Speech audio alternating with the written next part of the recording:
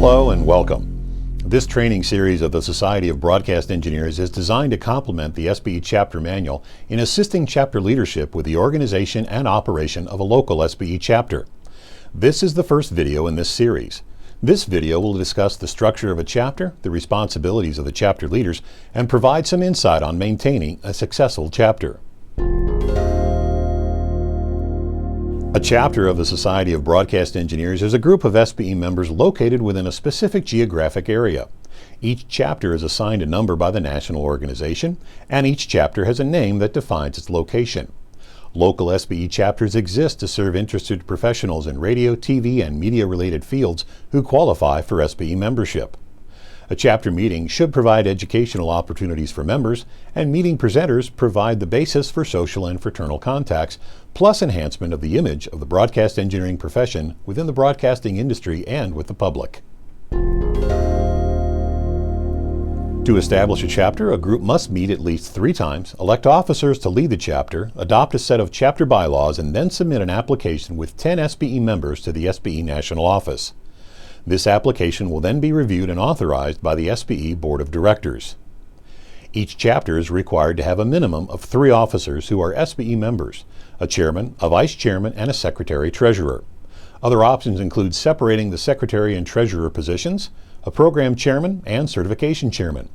Other appointed chairmen could include communications, frequency coordination, membership, or a professional liaison to other organizations such as SMPTE or the AES.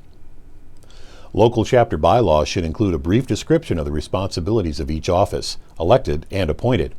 The SBE National Office can supply a sample set of bylaws. The basic responsibilities of the elected officers normally include the following.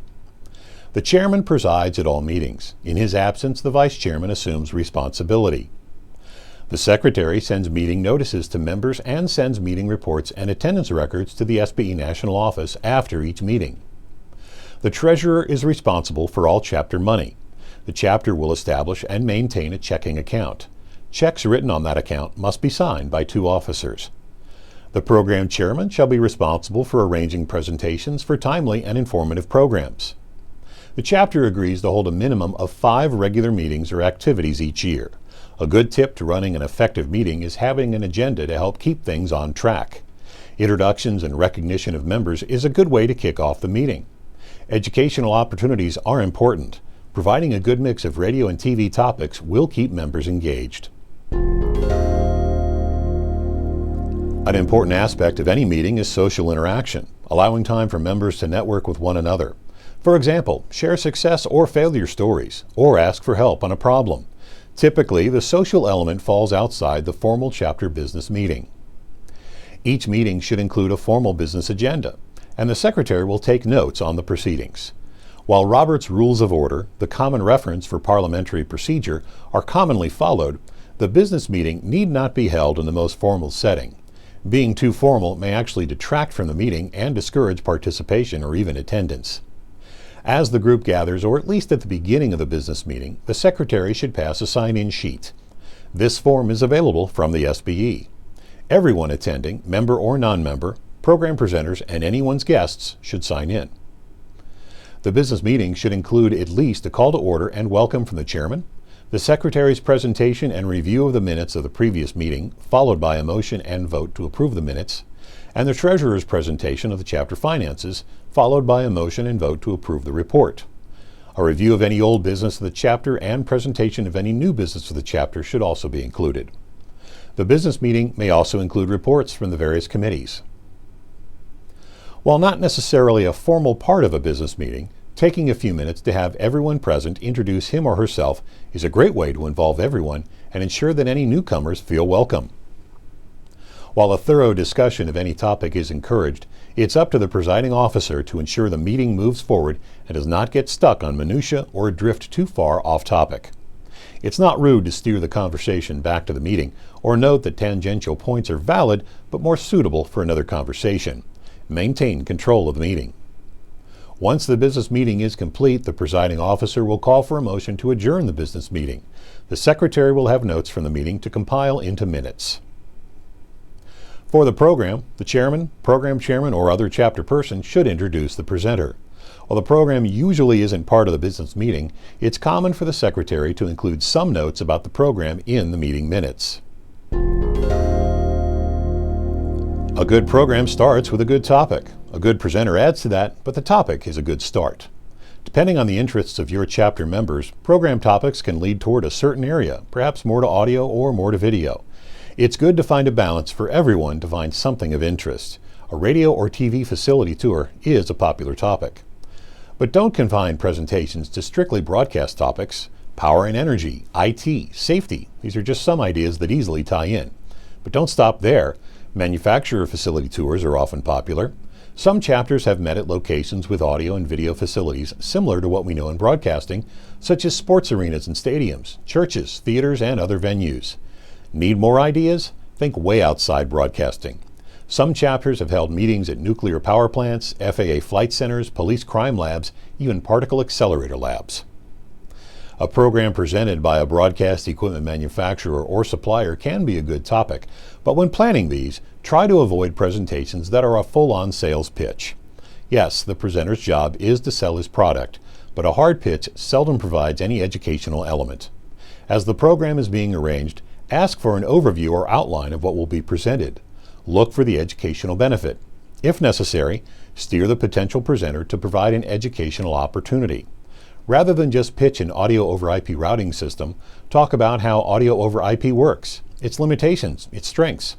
Once that's covered, show how the specific product implements these ideas. This approach will benefit both sides. Attendees will learn something new, and the presenter will establish his company and product on a solid technical foundation.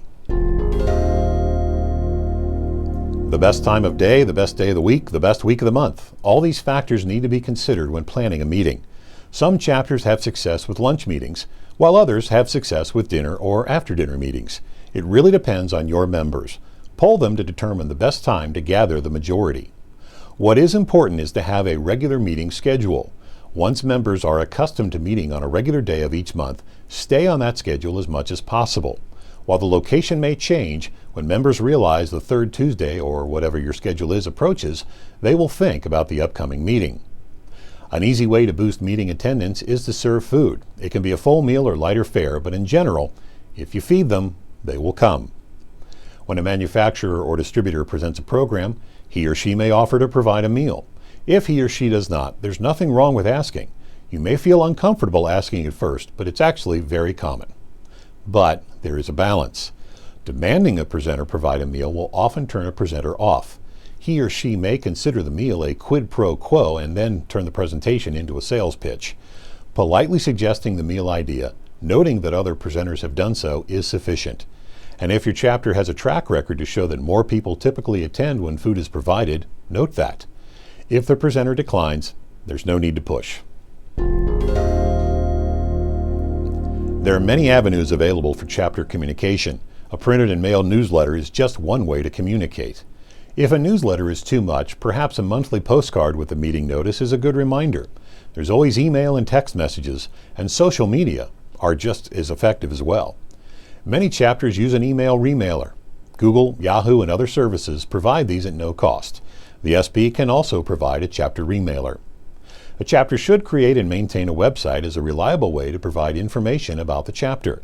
A chapter website should at least include chapter contacts and officers, upcoming meetings and locations, and information on certification, frequency coordination, and EAS. What's most important is to maintain the contact list and the website.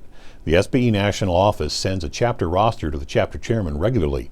It's important this information is shared with the secretary and whomever maintains the chapter's communication efforts. The chapter chairman is also notified when a new member is assigned to the chapter. These new members should be contacted, added to any distribution lists, and welcomed to the chapter. While it's not required for a chapter to incorporate, it is a good idea.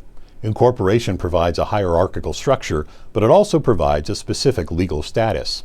A corporation protects the chapter members and leaders from being individually liable for the actions of the chapter.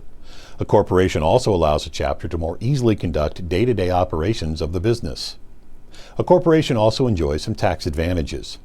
The specific details on incorporating are well beyond the scope of this video. The SBE Chapter Manual provides more information, and as is the case in any legal matter, a lawyer should be consulted.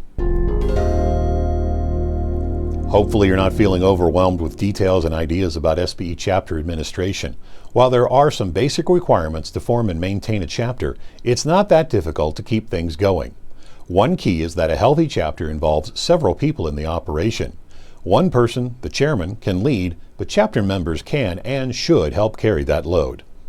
Also remember that every chapter is different. What works well for one may not work for another. Try different things and see what works. Good luck with your efforts in your local SBE chapter.